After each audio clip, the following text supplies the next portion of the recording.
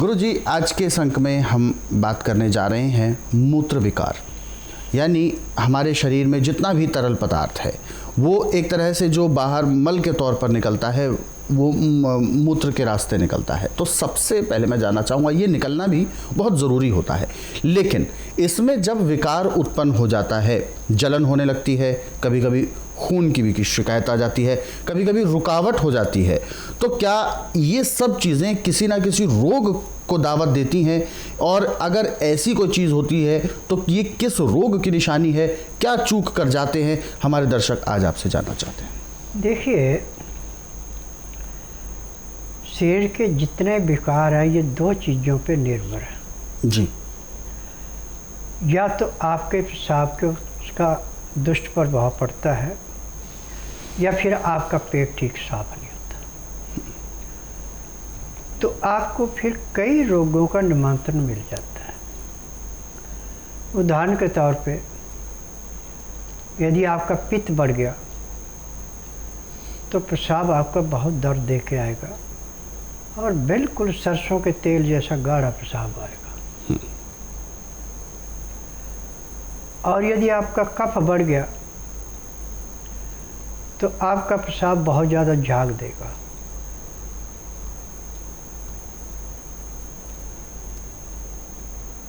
अब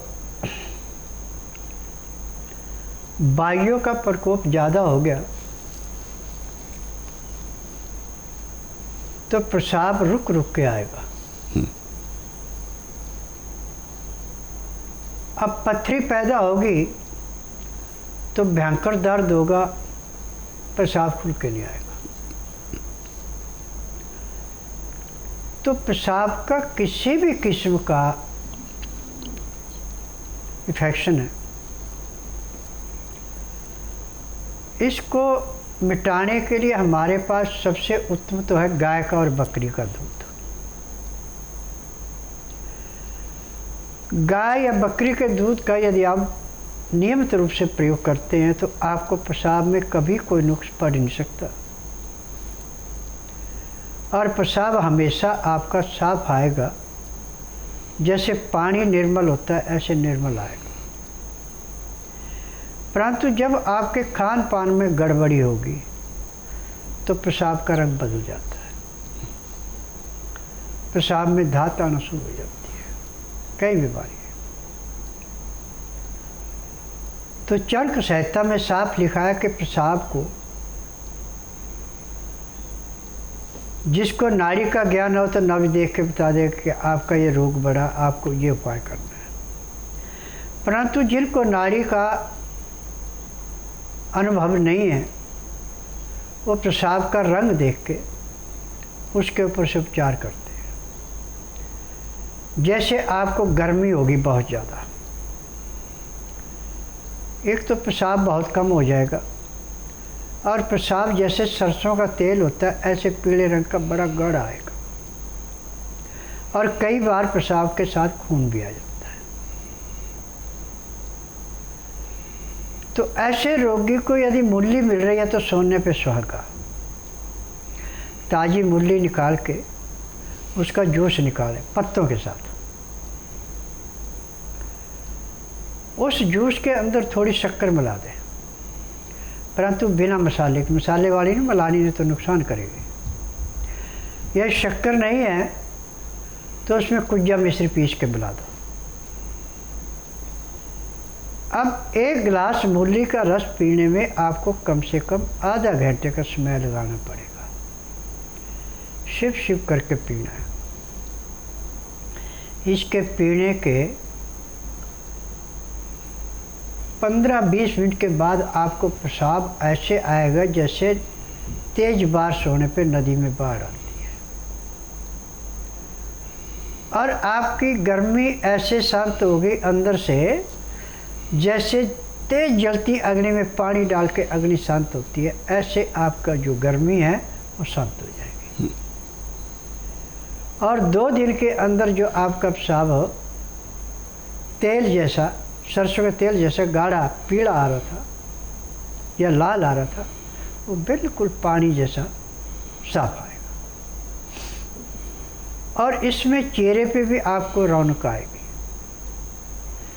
जैसे सुबह सूर्य की किरणें निकलने पे गुलाब की कली पे ओस पड़ने पे कली पे चमक आती, मोती जैसी चमकती है, ऐसे चेहरे पे चमक आती है। परंतु जिनका कफ है और बलगम खांसी बहुत भयंकर है, उनको चाहिए कि 5 छोटी पीपल लेके 200 ग्राम दूध गाय का या बकरी का, 200 ग्राम पानी उसमें मिला के धीमी आंच पे इतना उबालना कि पानी सूख जाए, दूध बचे। अब इसको नीचे उतार के 15 से 18 डिग्री जब गर्म रह जाए तो इसको छान दें। छान करके पीपल को खाते जाए और दूध पीते जाए। तो जो आपके पेशाब के अंदर नजला गया है वो ऐसे साफ होगा जैसे कूड़े करकट के ढेर को माचिस की तिल्ली जला के समाप्त करती है। और जो आपको सफ़ेद रंग का झाग दे के पेशाब आ रहा था, बिल्कुल पानी जैसा साफ आएगा, झाग नहीं देगा। अब जिसके पेशाब के अंदर बहुत ज़्यादा जलन है, बहुत दर्द दे के आ रहा है, उसको कच्चा दूध या गर्म करके ठंडा दूध, 100 ग्राम दूध है तो 300 ग्राम उसमें पानी मिलाना और 100-150 ग्राम उसमें शक्कर मिलाना।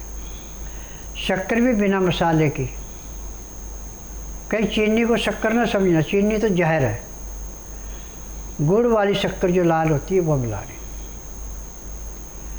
अब ये 400 ग्राम दोनों चीज़ें बन गई, 50 या 100 ग्राम शक्कर मिला के 600-700 ग्राम बन गई। अब इसको पीने में आपने कम से कम 1 घंटे का समय लगाना, बिल्कुल आस्ता आस्ता पीना। और पीते पीते जैसे आपको पेशाब का प्रेशर बढ़ता, पेशाब जाते रहे, आके फिर पीते रहे। तो 2 या 3 बार पीने के बाद आपका पेशाब का वो रोग भी समाप्त हो जाएगा। और जिसको बहुत भयंकर दर्द हो रहा था और पेशाब करने पे जान निकलती थी, ये इस क्रिया को कम से कम 15-20 दिन लगातार करें। और दिन का खाना सूर्य उदय होने के 2 घंटे के अंदर अंदर खा लें।